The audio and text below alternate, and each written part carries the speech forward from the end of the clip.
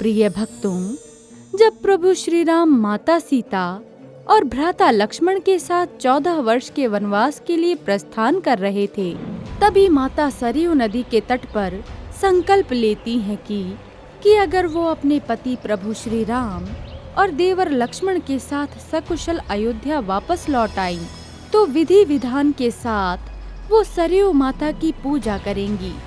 परंतु पुनः अयोध्या आगमन के उपरांत माता सीता को वो संकल्प स्मरण ही नहीं रहता, क्योंकि प्रभु श्री राम के आगमन पर संपूर्ण अयोध्या उत्सवमय हो गई थी। हर तरफ जनता जनार्दन अपने आराध्य राजा राम के आगमन पर उत्सव दीप जलाने में व्यस्त थे।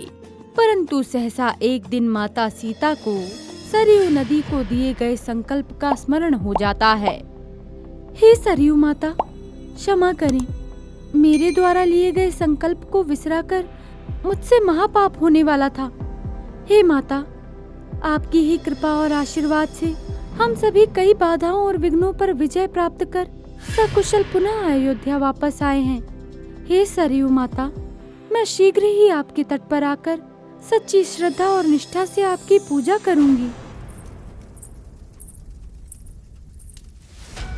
देवी सीता, आप विचलित क्यों हैं? ऐसा क्या हुआ जो आपके मन को व्याकुल कर रहा है? स्वामी, अनजाने में मुझसे महापाप हो गया है। देवी सीता, आखिरकार आप किस पाप की बात कर रही हैं? कृपया कर मुझे अवगत कराएं। स्वामी, अयोध्या आगमन के उपरांत मैं अयोध्या के उत्सवमय वातावरण में इतनी रम गई कि मुझे ये स्मरण ही नहीं रहा कि मैंने माता सरयू का संकल्प लिया था। देवी सीता, आप किस संकल्प की बात कर रही हैं?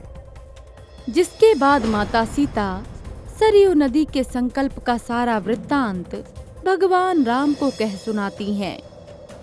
हे देवी, कल आप सूर्योदय के उपरांत अनुज लक्ष्मण के साथ माता सरयू नदी के तट पर जाकर अपने द्वारा किए गए संकल्प को निष्ठा और श्रद्धा के साथ पूरा करें। स्वामी, आपकी जैसी आज्ञा।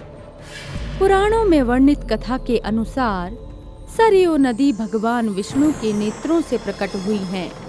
आनंद रामायण के यात्रा कांड में उल्लेख मिलता है कि प्राचीन काल में दैत्य हयग्रीव ने वेदों को चुराकर समुद्र में डाल दिया और स्वयं भी वहां छिप गया था।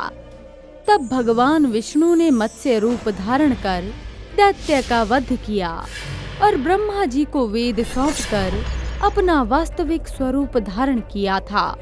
उस समय हर्ष के कारण भगवान विष्णु की आंखों से प्रेमाश्रु टपक पड़े। ब्रह्मा जी ने उस प्रेमाश्रु को मानसरोवर में डालकर उसे सुरक्षित कर लिया। इस जल को महापराक्रमी वैवस्वत महाराज ने बाण के प्रहार से मानसरोवर से बाहर निकाला और यही जलधारा सरयू नदी कहलाई। माता सीता प्रभु श्री राम की आज्ञा से प्रातःकाल लक्ष्मण जी के साथ सरयू तट पर पूजा करने के लिए उपस्थित होती हैं। माता, आप पूजा सामग्री को यथावत व्यवस्थित करिए। मैं घड़े में जल भर कर लाता हूँ, फिर आप पूजा आरंभ कीजिएगा। लक्ष्मण जी माता सीता से आज्ञा लेकर सरयू नदी के तट पर पहुंचकर घड़े में पानी भरने लगते हैं। घड़े में जल भरने के कारण एक ध्वनि उत्पन्न होती है। उस समय सरयू नदी में दैत्य अघासुर का निवास हुआ करता था, जो सरयू नदी के गर्त में विश्राम कर रहा था। घड़े में पानी भरने की ध्वनि से अघासुर की आंखें खुल जाती हैं। कौन है ये मूर्ख जो प्रातः काल मेरी निद्रा में विघ्न उत्पन्न कर रहा है? उसे मृत्यु से भय नहीं लगता, जो मेरे जल क्षेत्र में आकर मेरी निद्रा को खंडित कर रहा है। अघासुर तत्काल ही सरयू नदी के गर्त से बाहर निकल आता है और लक्ष्मण जी को घड़े में जल भरता हुआ देखकर अत्यधिक क्रोधित हो जाता है। परंतु लक्ष्मण जी अपने सम्मुख खड़े अघासुर की आहट से अनजान होकर जल भरने में मग्न थे और जैसे अघासुर लक्ष्मण जी को अपना आहार बनाने ही वाला होता है, तभी दूर बैठी माता सीता ये देखते ही समझ जाती हैं कि लक्ष्मण के ऊपर संकट आन पड़ा है। लक्ष्मी स्वरूपा माता सीता लक्ष्मण जी की रक्षा के लिए अपनी योग माया से लक्ष्मण जी को निगल लेती हैं। ये देखते ही अघासुर भय के कारण वहां से भाग जाता है, परंतु जैसे ही माता सीता लक्ष्मण जी को अपने मुख में निगलती हैं, सहसा उनका शरीर जल रूपी तत्व में परिवर्तित होकर पास में रखे घड़े में समा जाता है। संयोगवश हनुमान जी ये सारी घटना अदृश्य होकर देख रहे होते हैं। तभी वो उस मटके को वहां से उठाकर भगवान श्री राम के पास पहुंचते हैं और सारी घटना का वर्णन करते हैं। हे प्रभु, माता सीता और लक्ष्मण जी को यथा रूप में लाने का शीघ्र ही उपाय बताइए, क्योंकि माता सीता और अनुज लक्ष्मण का ये कष्ट मुझसे देखा नहीं जा रहा है।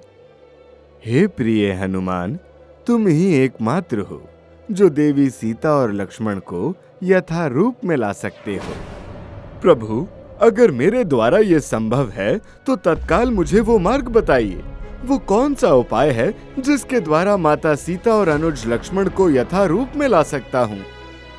भक्त हनुमान, जल में निवास करने वाला ये अघासुर कोई सामान्य दैत्य नहीं है, अपितु इसे भगवान शिव का वरदान प्राप्त है। शिव जी के वरदान के अनुसार जब त्रेता युग में देवी सीता और लक्ष्मण जी का शरीर एक तत्व यानी जल रूपी तत्व में बदल जाएगा, तब उसी तत्व के द्वारा अघासुर का वध शिवांश यानी आपके हाथों संभव होगा। भक्त हनुमान, ये जल रूपी तत्व अब एक अस्त्र रूप में परिवर्तित हो चुका है, अतः आप अविलंब इस जल को सरयू नदी में अपने हाथों से प्रवाहित कर दीजिए, जिसके उपरांत सरयू नदी के जल में निवास करने वाले अघासुर का अंत हो जाएगा। प्रभु, आपकी जैसी आज्ञा। हनुमान जी भगवान राम के कथनानुसार सरयू नदी के तट पर जाकर गायत्री मंत्र का स्मरण करते हुए जल रूपी तत्व को सरयू नदी में प्रवाहित कर देते हैं, जिसके उपरांत सरयू नदी में अग्नि की एक भयंकर ज्वाला उठती है और अघासुर सरयू नदी के जल में ही जलकर भस्म हो जाता है। अघासुर का अंत होते ही सरयू नदी के आशीर्वाद से माता सीता और लक्ष्मण जी यथा रूप में प्रकट हो जाते हैं। प्रिय दर्शकों, इस प्रकार संकट मोचन हनुमान जी अघासुर का अंत कर माता सीता और लक्ष्मण जी के कष्ट का निवारण करते हैं। मित्रों, सच्चे मन से की गई ईश्वर की भक्ति हर बाधा और विघ्न से आपकी रक्षा करती है। इसीलिए हमें सदैव प्रभु सत्ता का स्मरण करते रहना चाहिए। तो प्रिय भक्तों, आपको हमारी आज की ये कथा कैसी लगी, हमें कमेंट्स करके जरूर बताएं और हमारे चैनल महावॉरियर को जरूर सब्सक्राइब करें। और आप अगली कथा किस महावॉरियर की देखना चाहते हैं, आप हमें ये भी कमेंट्स करके बता सकते हैं।